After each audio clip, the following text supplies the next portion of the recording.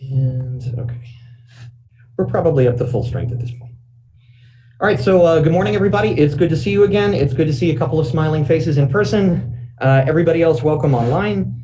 So today we are ready to pick up where we left off, starting a new topic, which is a brief summary of the important points in classical mechanics that we're going to want to carry over to quantum. I guess you guys who are taking classical at the same time have already seen some of this stuff in recent days, so hopefully this won't be too new for you.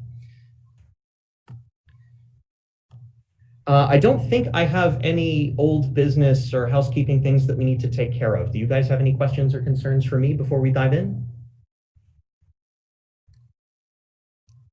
Seems like no. Okay. All right, so once again, let me turn off my camera so you don't have to stare at the ceiling the whole time.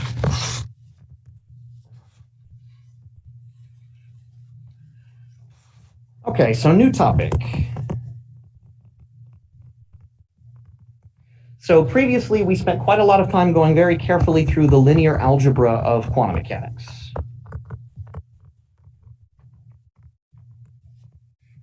And I think everybody's pretty comfortable by now with the Hermitian operators, unitary transformations, eigenvalues, eigenvectors, and all of that business. The transition out of the linear algebra and into actual physics was the discussion of the Stern-Gerlach experiment.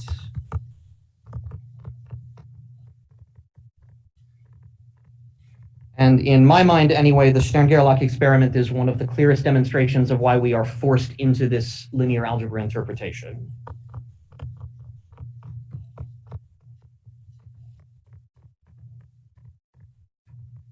That's really based on the use of wave mechanics and therefore the linear algebra due to the superposition principle of waves. So the new topic for today is the discussion of the formulation of classical mechanics in a way that is compatible with the eventual quantization into quantum mechanics. So this is formulation of classical mechanics. And the goal here is to pave the road to canonical quantization.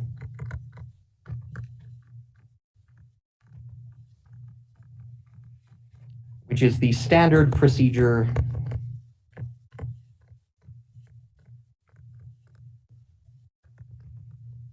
for taking a classical theory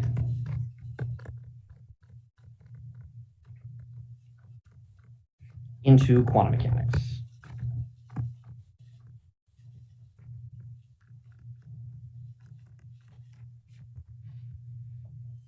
Okay. So let's start from the very fundamentals. The basic formulation of classical mechanics that we always give our students is Newton's laws. The elementary formulation of mechanics is in terms of Newton's laws. I'm going to write them down and I'll give you my language to go along with it. That might be a little bit different than you've phrased it before. Newton's first law is, of course, always phrased: an object at rest tends to stay at rest, an object in motion tends to stay in motion. To my mind, the important point coming out of Newton's first law is that there is no difference between being at rest and being in motion with constant velocity. No experiment can ever tell the difference. So that's a statement that all motion is relative.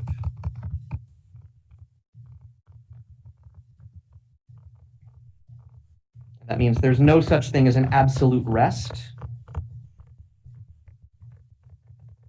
And if there's no absolute rest, it means there can never be a difference between being at rest and moving at constant velocity.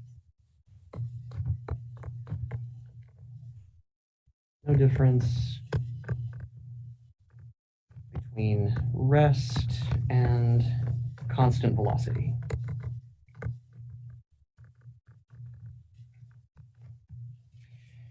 Newton's second law, of course, is F equals ma.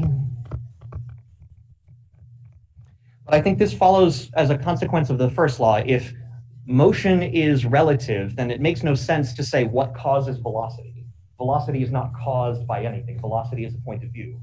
Acceleration is the first thing that you can cause with forces. So I would say forces cause acceleration. Not velocity.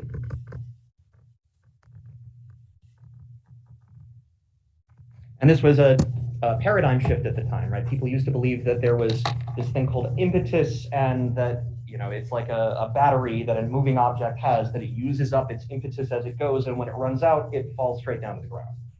That idea was wrong, but you can understand where it comes from because they didn't understand air resistance at the time.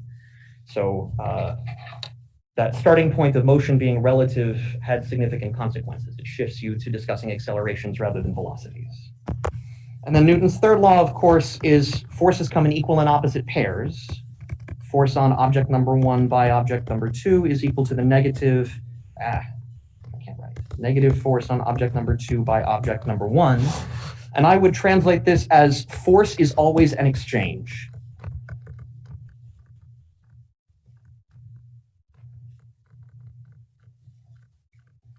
Not some one-sided force. It's always an exchange between two interacting objects. Okay, of course, in most of the forces that we deal with in physics, these are conservative forces that can be expressed in terms of a potential. Usually in physics, we deal with conservative forces.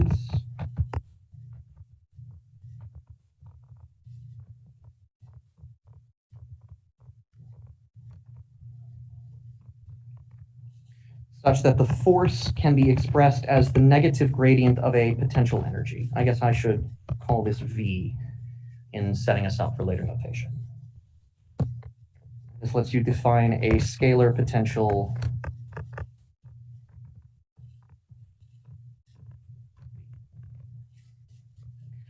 So all of this is well and good. If you have a single particle which is moving in one dimension in some background potential, the simplest problem that you can set up, then Newton's second law is trivial to write down. For a particle moving in one dimension in some potential V, Newton's second law is expressed mass times acceleration, which is the second derivative of the position, is equal to the negative derivative of the potential with respect to x. So this is just one-dimensional motion. You have an x-axis. You have some particle with mass m, and its position is x, and it's moving with some trajectory x of t. So Newton's second law gives you the equation of motion, where equation of motion means the differential equation, not necessarily its solution.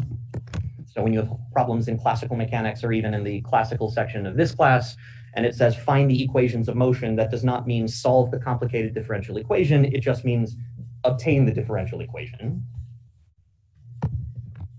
The equation of motion is a second order equation. Second order ODE for this simple case. And the second order equation means that it needs two pieces of information to fix uniquely the solution. Need two conditions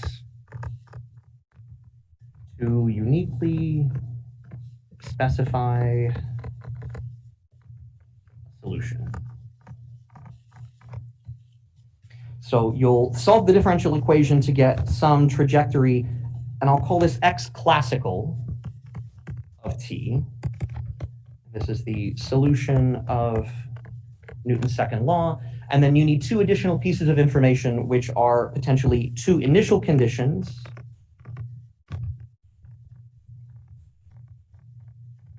So you might specify the initial position. X initial is x of t initial, specify where it starts. And you might specify the initial velocity. Initial velocity is the initial value of the first derivative with respect to time. This is usually how we formulate Newton's laws in the beginning.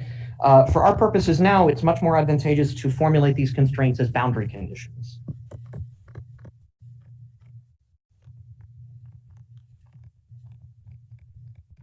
So we will instead specify the position at the beginning, x of t initial, and the end, x of t final.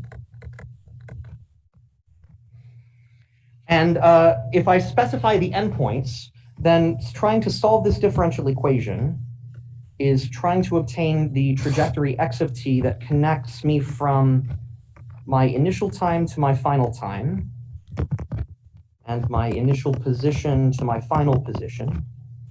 If I specify the boundary conditions, then this point and this point are fixed, and solving the differential equation is equivalent to saying what is that optimum trajectory, x classical as a function of time, that takes you from the initial state to the final state, and what makes that trajectory different from any other path, that you could have taken that would have still been subject to those boundary conditions. All right, let me make sure I haven't skipped anything. Okay, great. So this is sort of the simplest problem that you can write down in classical mechanics. It's not very well suited to generalizing to many particles, to coordinates that are not Cartesian. It gets very messy very quickly. So what we would like to do is to completely reformulate the origin of the equations of motion. And the goal is to rewrite classical mechanics as a minimization problem. Goal is specifically reformulate Newton's second law, the equation of motion, as the solution to a minimization problem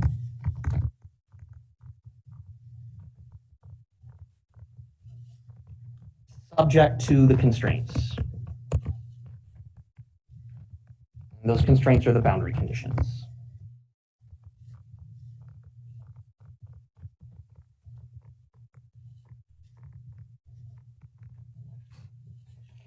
So the philosophy, I think, is somewhat similar to the idea of a Lagrange multiplier.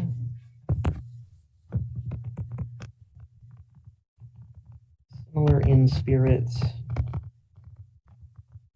to a Lagrange multiplier.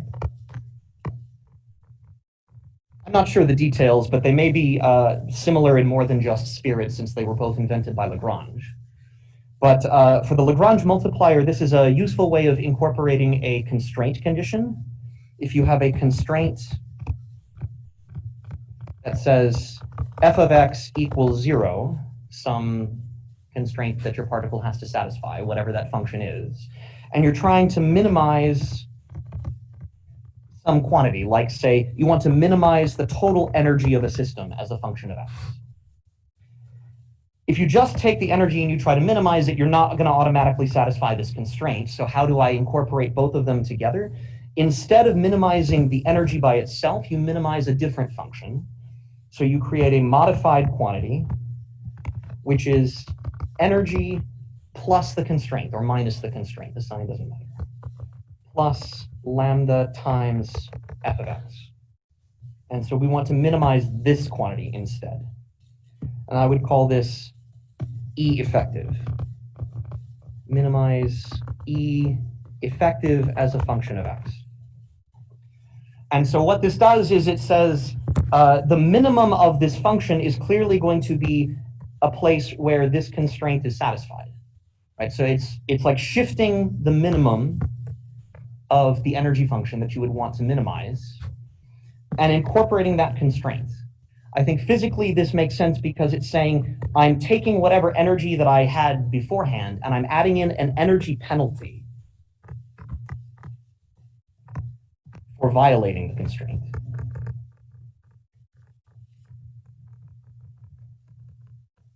So it's an indirect way of enforcing the constraint. You don't say, I demand that the constraint is always satisfied. I free it up and say, you can violate it if you want, but I'm going to penalize you however far away from satisfying the constraint you go. And so then when you minimize the modified function, it will incorporate that constraint, and the new minimum will be the one that satisfies the constraint. That's sort of the philosophy of the Lagrange multiplier. So I think this is similar in spirit because we want to incorporate these different constraints, and we want to obtain Newton's second law, this equation as the solution to the minimization problem.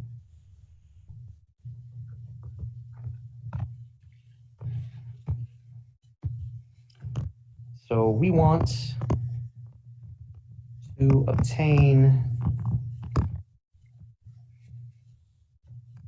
m d squared x dt squared equals minus dv dx as the solution to some minimization problem.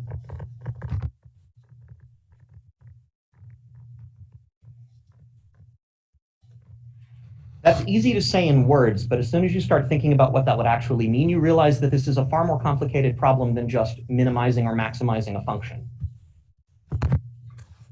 So what we are not asking is find the minimum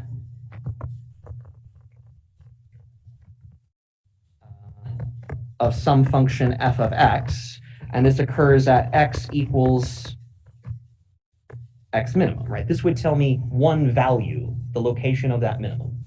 I don't want one value. I want the solution to be a function. So instead,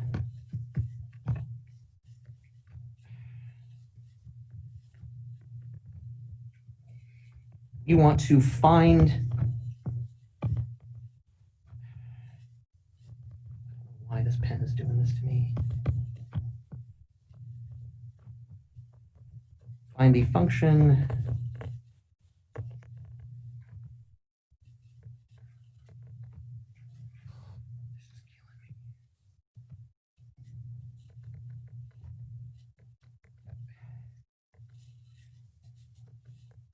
classical as a function of time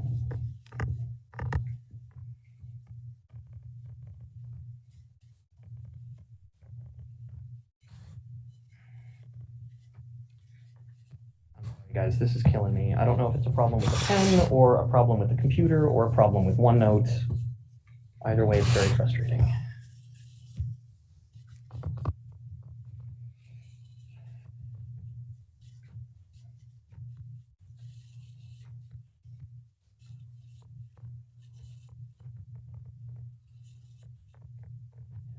This did nothing.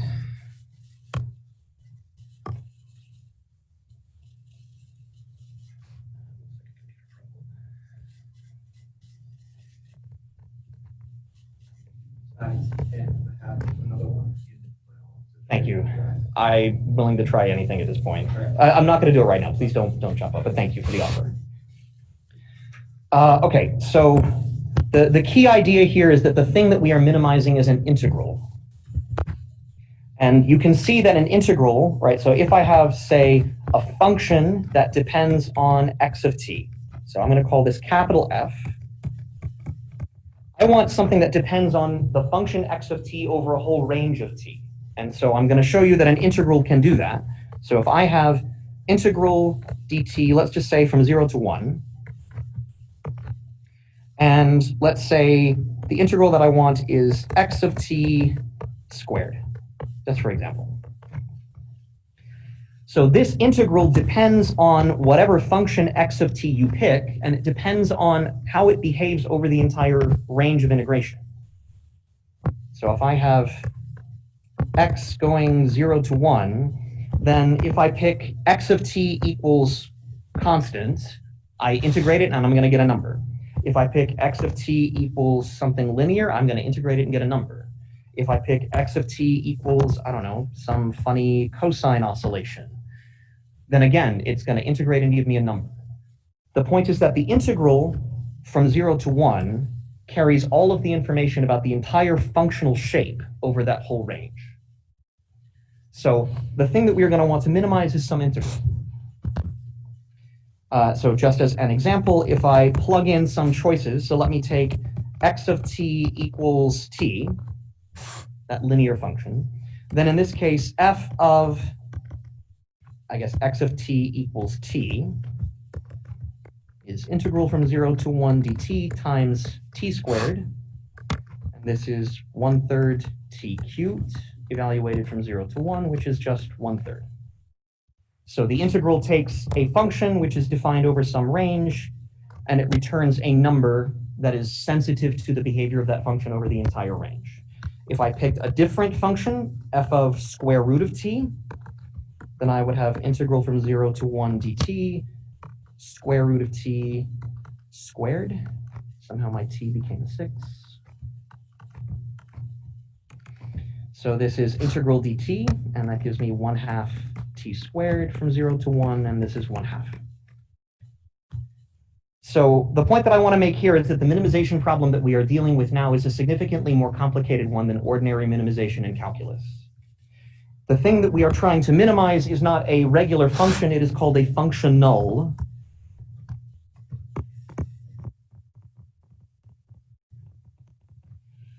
A function null doesn't have to mean anything special. It is a function that takes in as its argument some function. But the important point is that it depends non-locally on that function.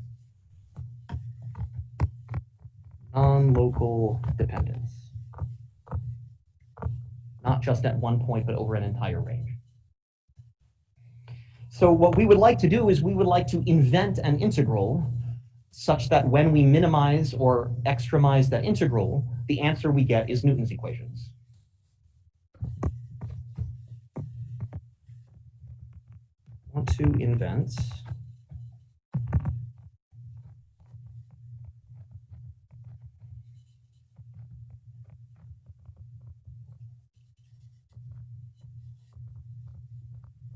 an integral whose extremization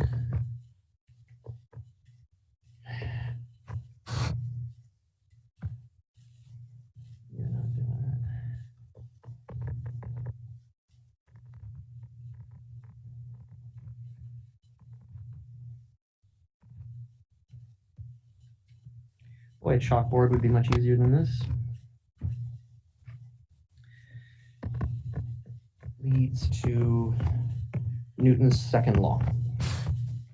And you might notice that I'm using minimization and extremization interchangeably here. Historically, it's referred to as a minimization problem, the principle of least action. It's not really a minimum, it's really a saddle point. So it's either way, you're setting its derivative equal to 0 and finding the extreme. So the integral that we make up is called the action. We define it to be the action, and it is a function of a trajectory, non-locally. I will write the action as S, and I try to put fancy serifs on it to distinguish it from something else.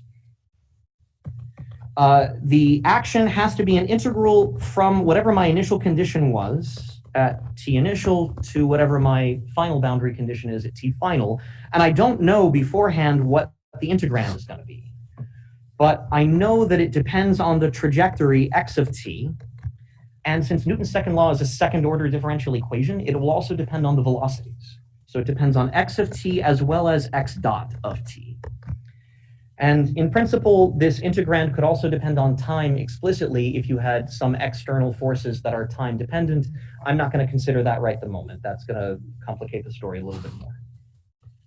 So for now, I haven't really told you anything. I've just written down a generic integral.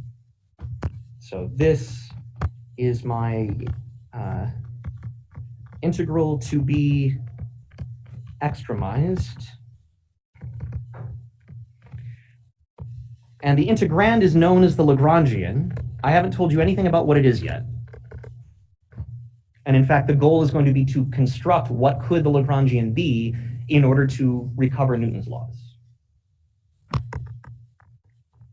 What is it? So the task is now to figure out how to minimize an integral. And this is a much more sophisticated operation than just minimizing a function. So this subject goes by the name of the calculus of variations.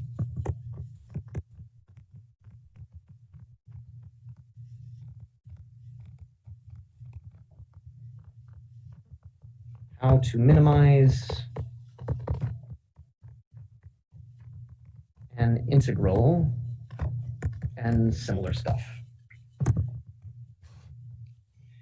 Before I get into the meat of the derivation, let me double check that I didn't skip anything. Yes. Okay.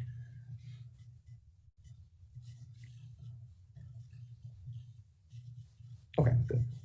And maybe the only other thing to mention is that, of course, this is subject to the boundary conditions.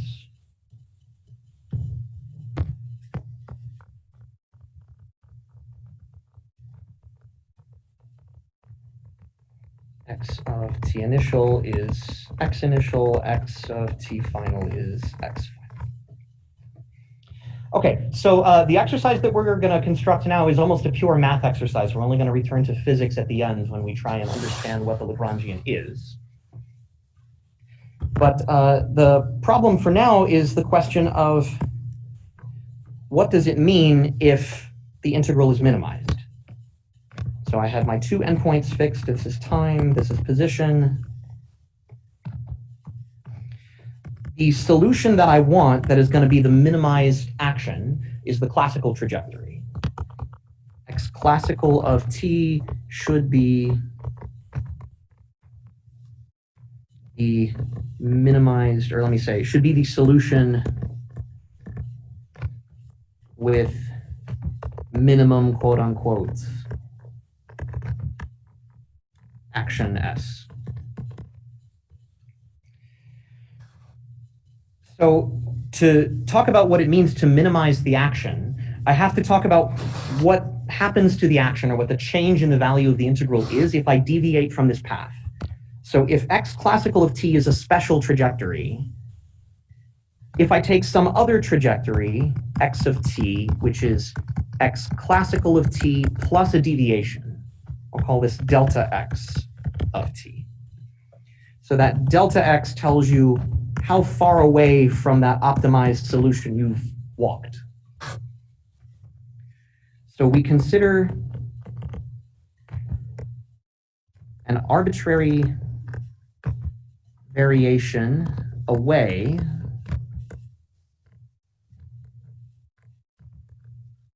from the classical trajectory.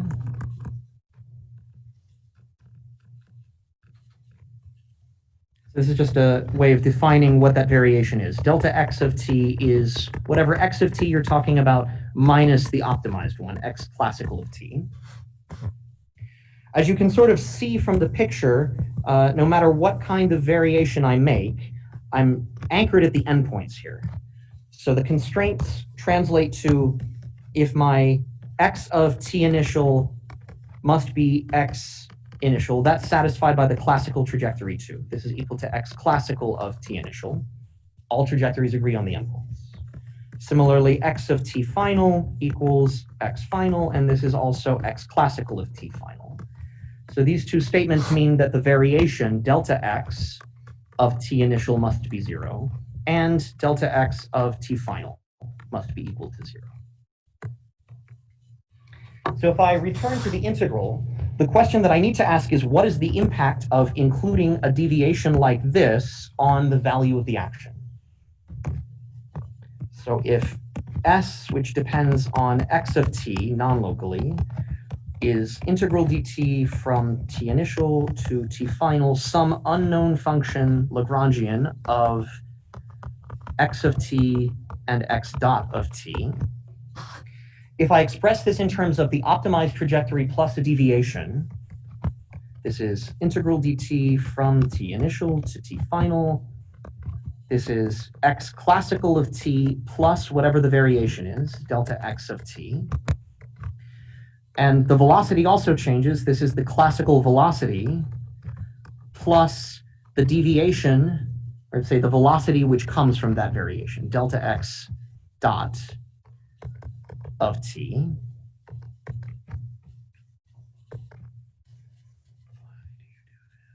I'm thinking it's not the pen. I'm thinking it's a software issue, which probably has something to do with the fact that my computer is very, very full. Okay.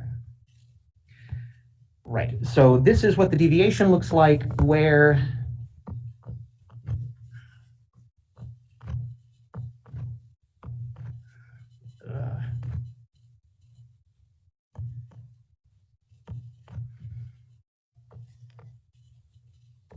delta x dot of t is equal to the time derivative of delta x.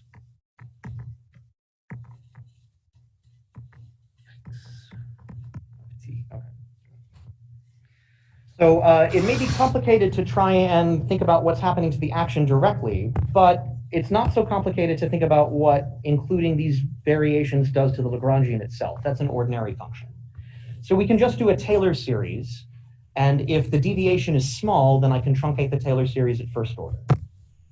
So let's Taylor expand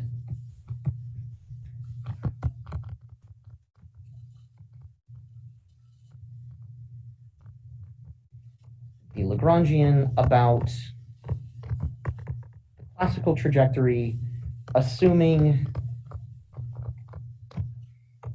delta x is small.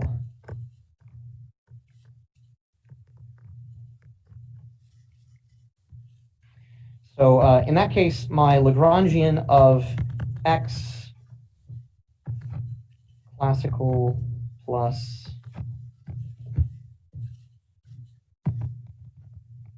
delta x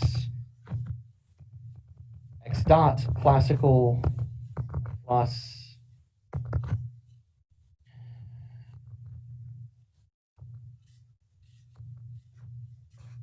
I'm going to start cursing in ways that are not appropriate for the classroom in a moment here.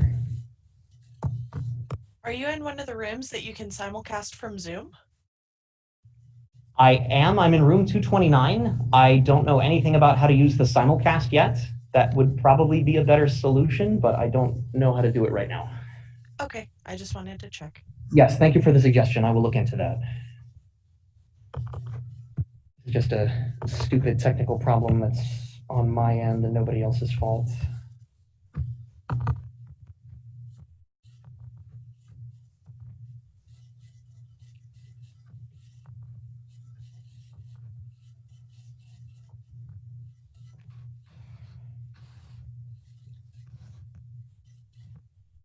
Classical plus insane.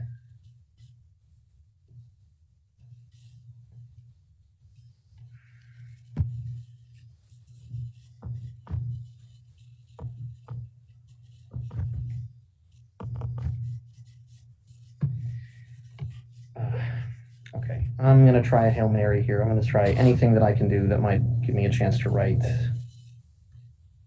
How about a different program? No, not multiple of them.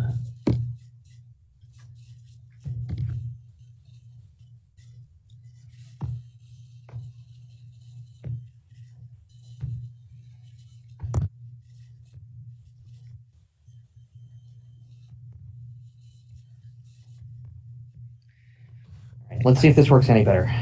Okay, I was trying to write the Lagrangian, which depends on x classical plus delta x. Nope, same thing.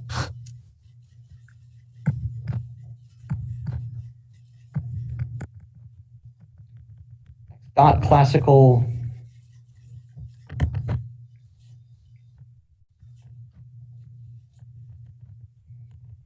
plus delta x dot. Okay. So if I Taylor expand, then this is the Lagrangian on the classical trajectory itself, x classical dot, plus the derivative in the first argument, partial of the Lagrangian with respect to x,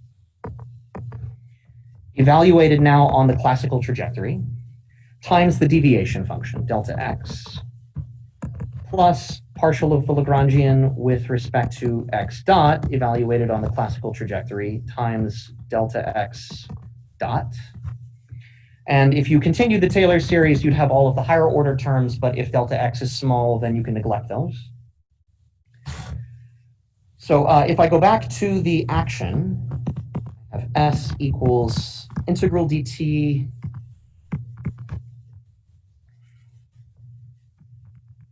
initial to t final.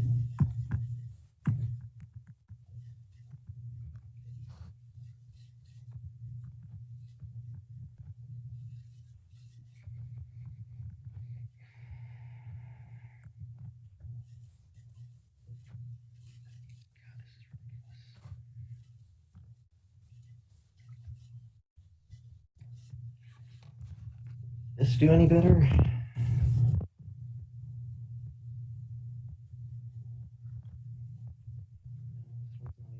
Up.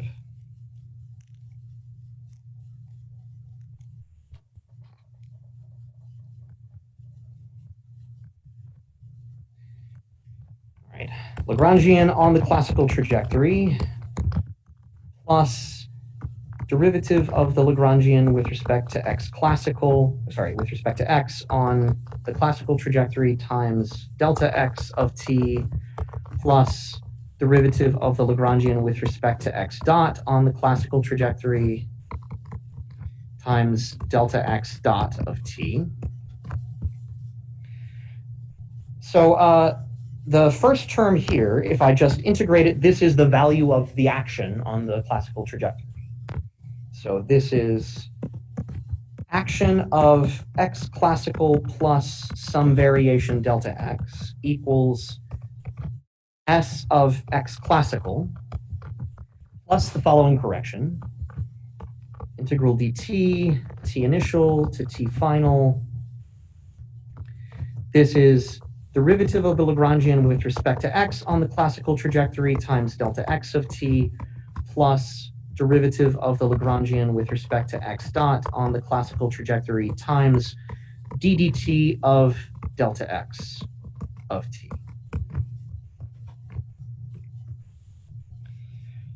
The quantity in the brackets on the right-hand side almost has delta x as a common factor, except for the fact that I have this annoying derivative sitting out front here. I can rearrange the location of that derivative when I integrate by parts. So if I take just this last term, let's work on that for a second. So if I integrate this thing by parts, I have integral dt from t initial to t final. The first thing is derivative with respect to x dot on the classical trajectory. The second thing is d dt of delta x.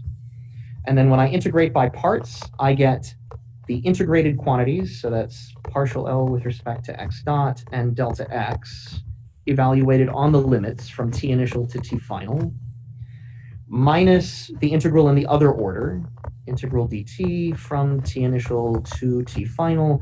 Now I've moved the ddt to act on partial L with respect to x dot along the classical trajectory, and it multiplies delta x of t. The quantity in brackets is equal to 0. Why? Because of the boundary conditions? That's correct, yes. I heard two people give me the same correct answer, which is that delta x itself is equal to 0 on the endpoints. Delta x of t initial equals delta x of t final equals 0 because of the boundary constraints. Okay, so when I plug this all back in, I find out what the impact on an integral is from varying its integrand. S of x classical plus delta x equals S of x classical plus integral dt, t initial to t final. And now what's left is derivative of the Lagrangian with respect to x minus d dt, derivative of the Lagrangian with respect to x dot, all of this evaluated along the classical trajectory, times the arbitrary deviation, delta x of t. So this expression for how the integral is varying looks a lot like the expression for a derivative, right? So normally you would say if I have f of x plus dx equals f of x plus something times dx, then you would say this something is equal to df dx. In the same way, this quantity here inside is related to the functional derivative. So if I subtract s of x classical plus delta x minus s of x classical initial t final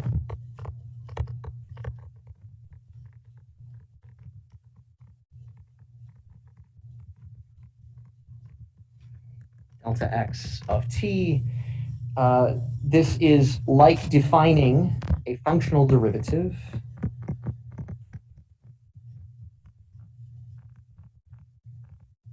and that's written as a variation of the integrated quantity, delta s, per infinitesimal variation, delta x, as opposed to ordinary partial derivatives.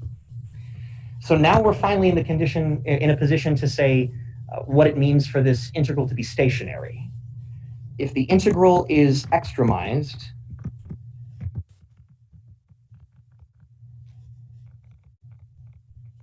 then that means it is stationary with respect to these tiny deviations. And so that means delta s must be equal to 0 for any variation delta x of t. And if this has to be 0, right, the right-hand side must be equal to 0 for any arbitrary delta x. The only way to guarantee that it is equal to 0 is if the quantity in brackets is exactly equal to 0. It has to hold at every point along the trajectory. And you can see that because I can pick any delta x I want. I could pick delta x, which is 0 everywhere except a little itty-bitty window region. And since I can single out one x value or another x value or any x value, this must be true everywhere. So the extremization condition is given by the Euler-Lagrange equations.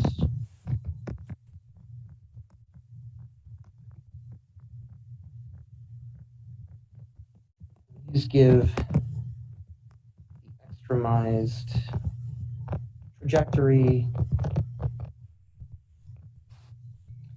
So I'm going to flip the minus sign inside the bracket since it's equal to 0 and write it as d dt partial of the Lagrangian with respect to x dot minus partial of the Lagrangian with respect to x equals 0.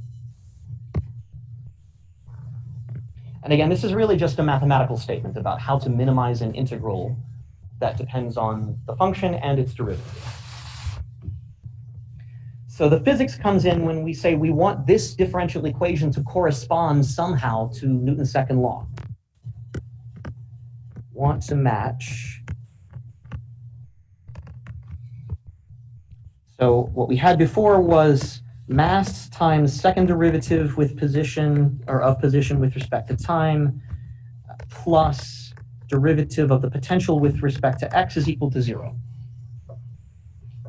So can we find an integrand, a Lagrangian, that makes this work? So clearly, if I want these two things to match up, I need this spatial derivative d dx to correspond to that spatial derivative. And I need this second time derivative to be associated with this time derivative.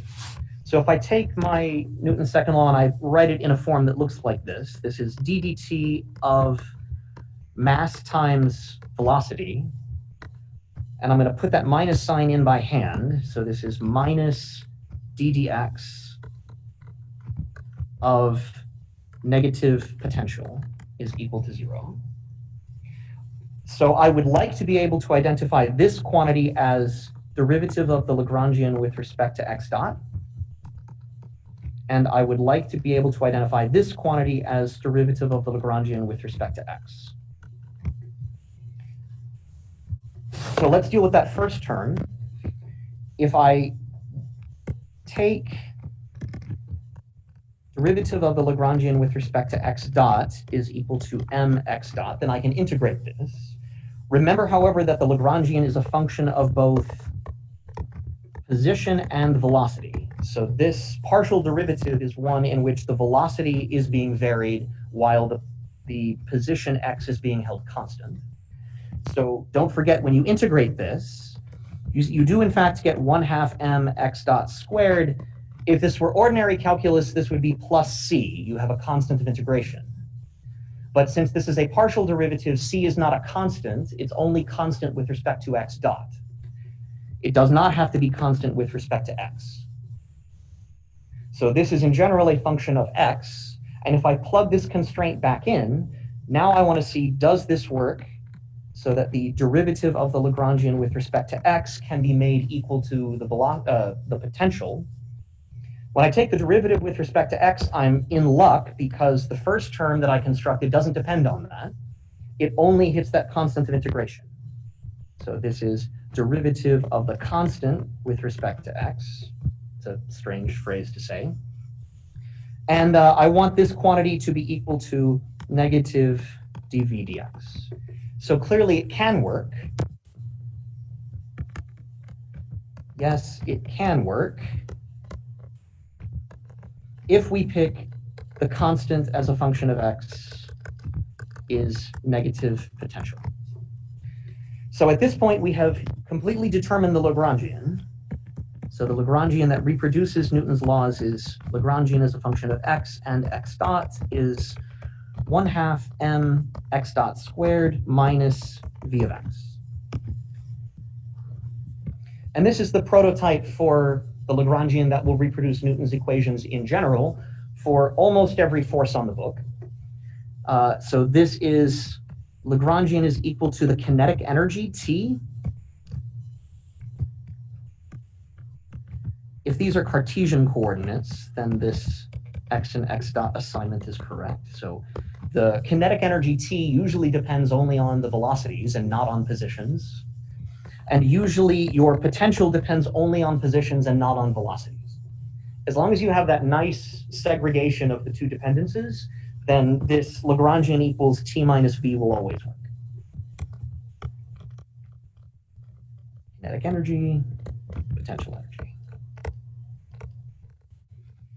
So this may be a somewhat different way of constructing the Euler-Lagrange equations or the Lagrangian itself than you've seen in your other classes.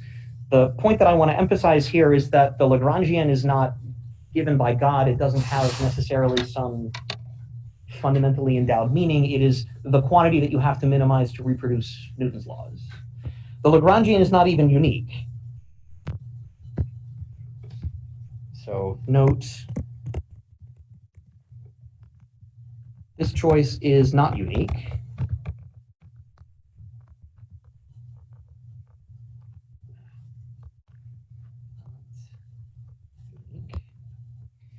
In fact, if you take the Lagrangian and add to it a total time derivative plus df dt, then this will produce the same action.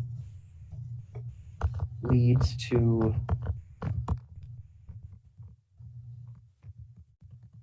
the same overall action S, because the action is this integral over time, which I think last appeared in the previous program. Yeah, suffice to say, if you have a total time derivative, you integrate it with the fundamental theorem of calculus, and then it vanishes at the endpoints. So the Lagrangian is non-unique.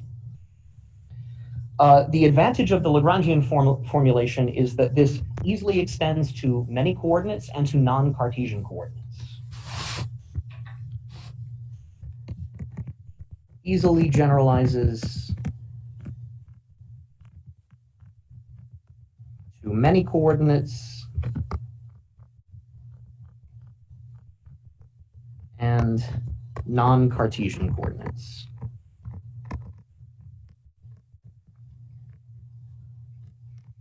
So just as a test, let's verify that L equals T minus V works for a system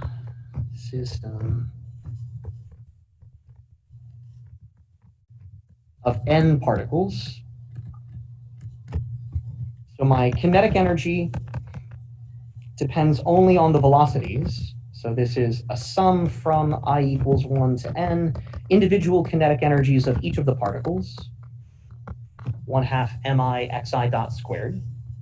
The potential, as long as it depends only on positions, so this is a function of x1, x2, up to xn, but not the velocities. So let's construct the Euler-Lagrange equations for this. If I take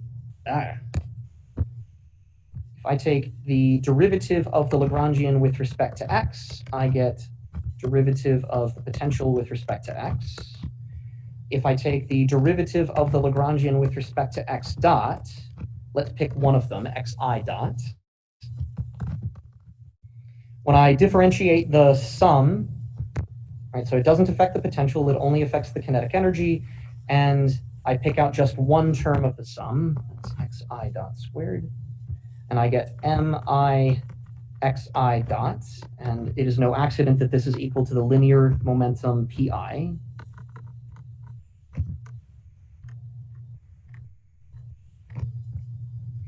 And so the Lagrange equations are ddt of mi xi dot minus dv dxi equals 0. And this does in fact reproduce Newton's laws for the whole system.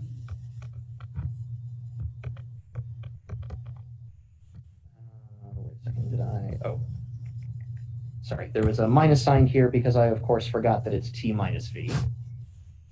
Much better. So then this is plus, and then I get minus. So yes, it works, and we recover Newton's second law for a system of many particles, still in Cartesian coordinates. The second major advantage is that it still continues to work in non-Cartesian coordinates. So if you consider a particle which is moving in polar coordinates, so consider one particle moving in polar coordinates. So to remind you, you have your usual xy axes. If I'm talking about a particle whose point is specified by the position vector r that I can't draw an arrow to,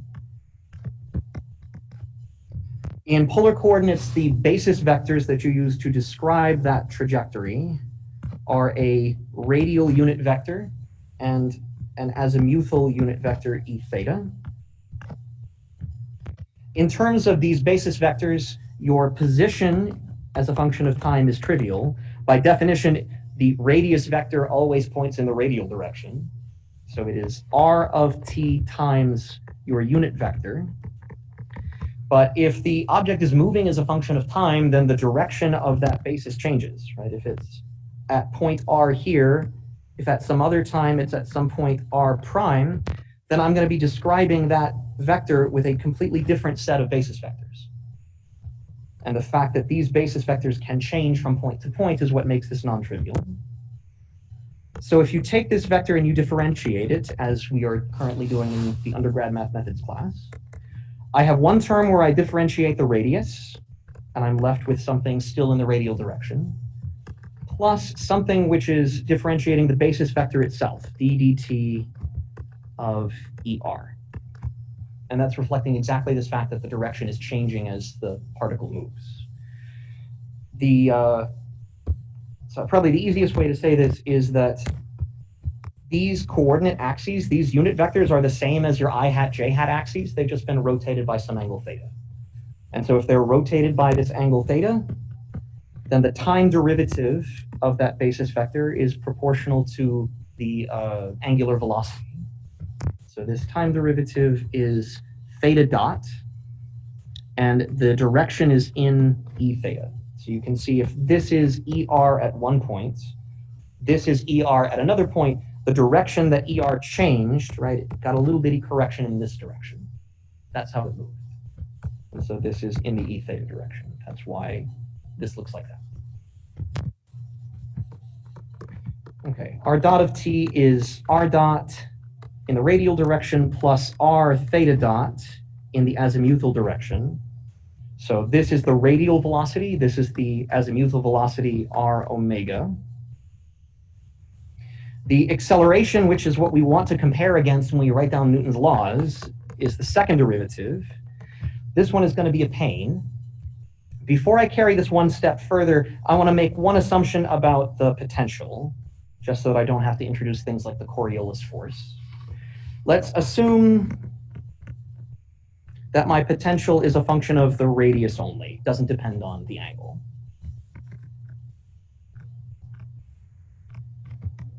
Independent of the angle. So this is going to help us out in a second, because when I start taking these derivatives, I'm going to get a whole mess. So now if I start taking derivatives, I have one term where I differentiate r dot in the radial direction. I I have another one where I differentiate the radial unit vector. I pick up another factor of the angular velocity, and the direction is in the azimuthal direction. For the second term, I can take the derivative of r theta dot in the e theta direction. Or I can leave r theta dot alone and take the derivative of the azimuthal unit vector. I get another factor of the angular velocity when I do, and this is in the negative radial direction. Okay, so it's long and complicated, but if I pull everything in, r theta dot squared in the radial direction plus, this is r dot theta dot plus dt r theta dot in the e theta direction. So this is the general acceleration in polar coordinates. To write down Newton's second law for this potential, which depends only on the radius, I have mass times acceleration equals negative dv dr, sorry, negative, let's put it this way, negative gradient of the potential. And the gradient of the potential has one piece which is in the radial direction. So this is negative dv dr in the radial direction, and negative 1 over r dv d theta in the e theta direction. By assumption, this piece is 0. If I was dealing with a fully general problem, I'd have to keep that too and worry about Coriolis force and things like this. But to make my life just a little bit simpler, when I plug all of this in, I have mass times r double dot minus r theta dot squared in the radial direction plus mass times r dot theta dot plus ddt r theta dot in the e theta direction equals negative dv dr in the radial direction, and I'm going to write plus 0 in the e theta direction. So this is what helps me, because this 0 means that all of that stuff is 0. And the piece that's non-trivial is this one. So the equation of motion that I end up with in the radial direction is mass times the radial acceleration minus the angular acceleration, or the centripetal acceleration, equals minus dv dr, and m r dot theta dot plus dt r theta dot is equal to 0. Okay, so this one looks good. This one looks a little bit weird. If I rearrange the terms, it's not obvious right now, but this ends up being conservation of angular momentum. The LDT is equal to 0, where the angular momentum is mass times radius squared times the angular velocity, theta dot. Okay, you can see it takes a lot of work in non-Cartesian coordinates to carefully construct Newton's laws. Now that we know what we want to match against, let's see immediately that the Lagrange equations quickly reproduce this.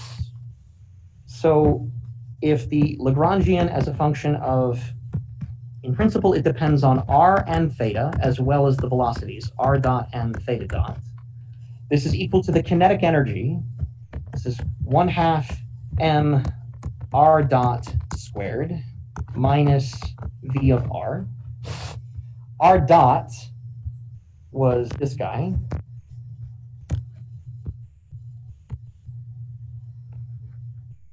So there's a piece from the radial velocity and a piece from the angular velocity. So this is 1/2 m r dot squared plus r squared theta dot squared minus v of r. And so here you see that the situation has changed. When we were in Cartesian coordinates, we had the nice advantage that the kinetic energy was a function of the velocities alone. It did not depend on position. For polar coordinates, or for general coordinates, your kinetic energy can depend on both the positions and the velocities, because you can have a coordinate like theta that is dimensionless, and so it needs something like a length from the radius to go along with it. So you naturally mix in these ingredients in other coordinate systems. So what are the Euler-Lagrange equations? Does it still work, even though we've now changed significantly the separation of the variables? So if I take the derivative of the Lagrangian with respect to r dot, actually, it will make my life simpler if we do the angular equation first. Let's do that. So derivative of the Lagrangian with respect to theta dot. Let's start with that. That only couples to this term, and so I get m r squared theta dot. And this object also looks familiar. I just wrote it down. This is equal to the moment of inertia of a point particle times its angular velocity omega, and this is equal to its angular momentum. So compare this with what we found before, that the derivative of the Lagrangian with respect to one of the velocities was mv, the linear momentum. If the coordinate that we're using is not a Cartesian coordinate, I get a different kind of momentum, but it is still a momentum. It is the momentum associated with that coordinate. For this reason, this part of Lagrange's equations, this derivative with respect to the velocity, this one or that one, this is called the generalized momentum, or the canonical momentum. Generalized or canonical momentum.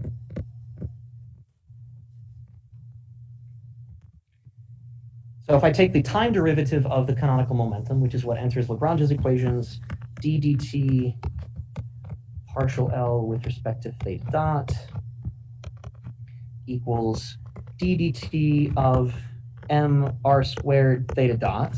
I could open up the parentheses, take all the derivatives, but there's no point. This physically is telling me that angular momentum is a constant of the motion. And that time derivative gets coupled to derivative of the Lagrangian with respect to the angle theta itself. That's simply zero, because we assumed that the potential was only a function of the radius. So because v equals v of r and not v of r and theta, since the potential is independent of the coordinate, the Lagrange equations just tell me that dl dt minus 0 equals 0, or obviously dl dt is equal to 0. So angular momentum is conserved.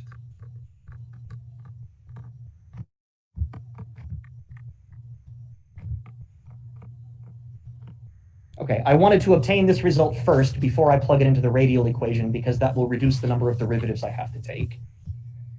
So the radial equation has derivative of the Lagrangian with respect to the radial velocity. If I take the derivative, I only pick up now the first term. And so I get mr dot, just a linear velocity in the radial direction. If I take the derivative of the Lagrangian with respect to r, now I get two pieces. This is the part that's different. Before, when I took the derivative with respect to the coordinate, the only thing that it touched was the potential. Now, I also touch part of the velocity, right? Part of the kinetic energy. So when I take derivative of the Lagrangian with respect to r, this is derivative with respect to r of 1/2 m r dot squared plus r squared theta dot squared minus v of r. So this is equal to m r dot, excuse me, wrong derivative. So this is equal to m r theta dot squared minus dv dr. So my Lagrange equations are d dt partial L with respect to r dot minus partial L with respect to r is equal to 0. So this is d dt of m r dot minus m r theta dot squared minus dv dr. And I'm starting to get worried that I fumbled something. Let me double check if I can get the other program open.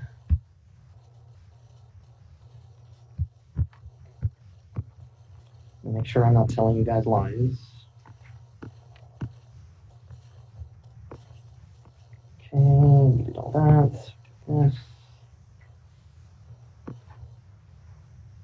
Yes, I should have a second piece here. So my derivative with respect to r dot.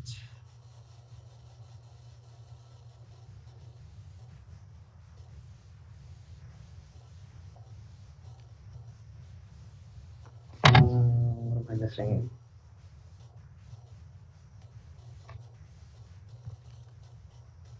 Okay, maybe I'm not missing anything. I'm confused at the moment, but I think it's still going to work out.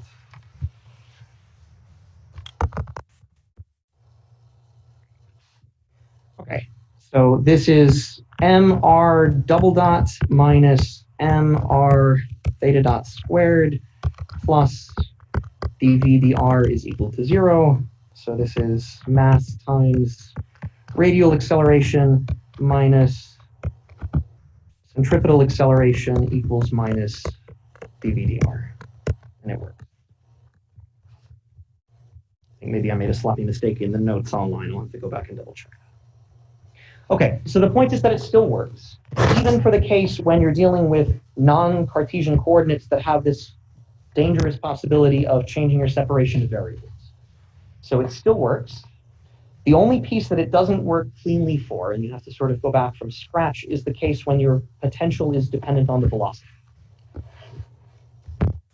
So the solution that we found, sort of t minus v, is very general.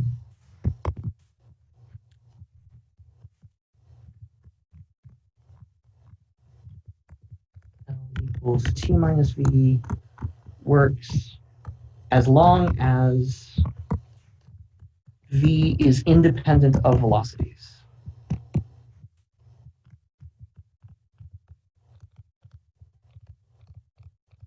It's possible to find a Lagrangian that works for that too, but it takes a little bit of a different track. Okay. Sorry, things have been a little discombobulated today. Is there anything else before we try and wrap up? Generalized coordinates, generalized momenta, and generalized forces. Okay, very good.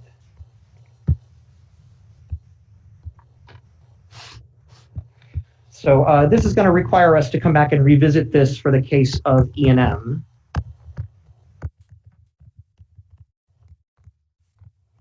Treat E and M separately. What is the electromagnetic Lagrangian?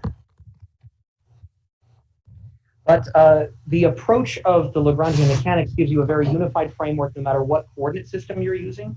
It makes it really easy to change from one basis to another and see the manifest symmetries of the equations of motion. So the nice interpretation is to say that your Lagrangian is a function of generalized coordinates qi and generalized velocities qi dot, and potentially time explicitly, although that's beyond what we talked about now. So if qi is a generalized coordinate,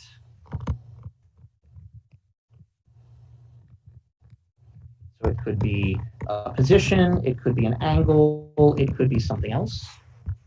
Qi dot is the generalized velocity.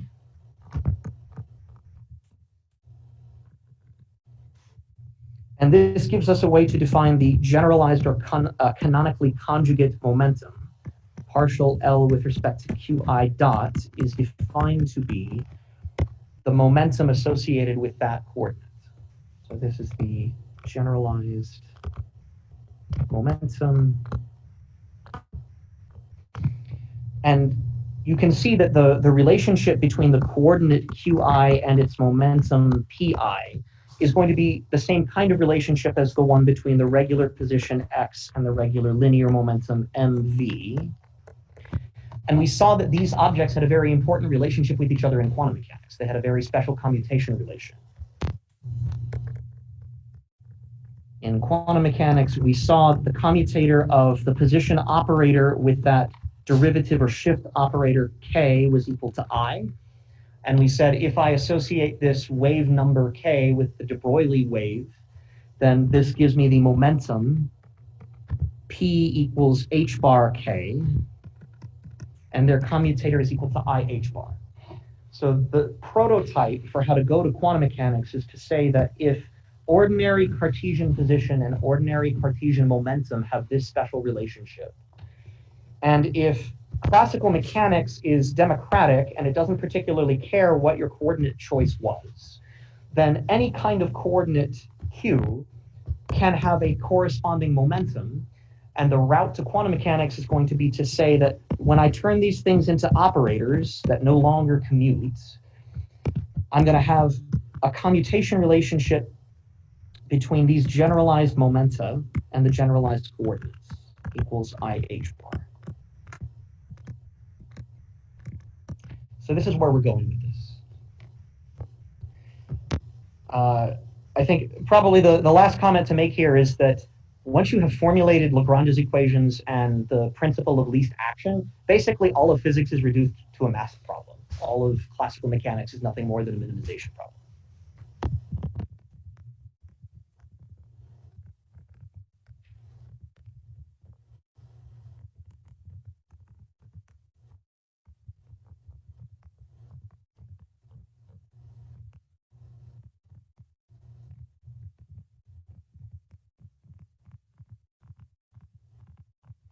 So it was kind of disappointing when I realized this, because it felt like the physics has already been solved and now I'm just turning the crank on a math problem every time.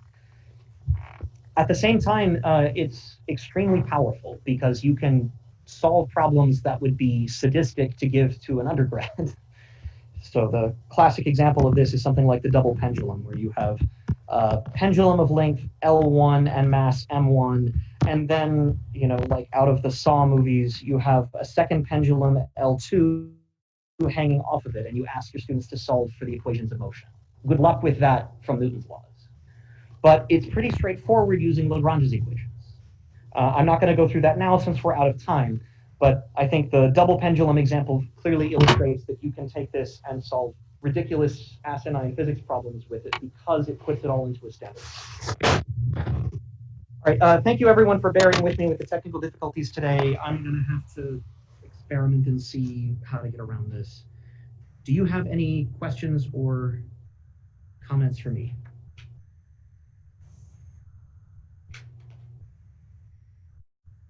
Hopefully things will get a little bit more normal in the coming weeks.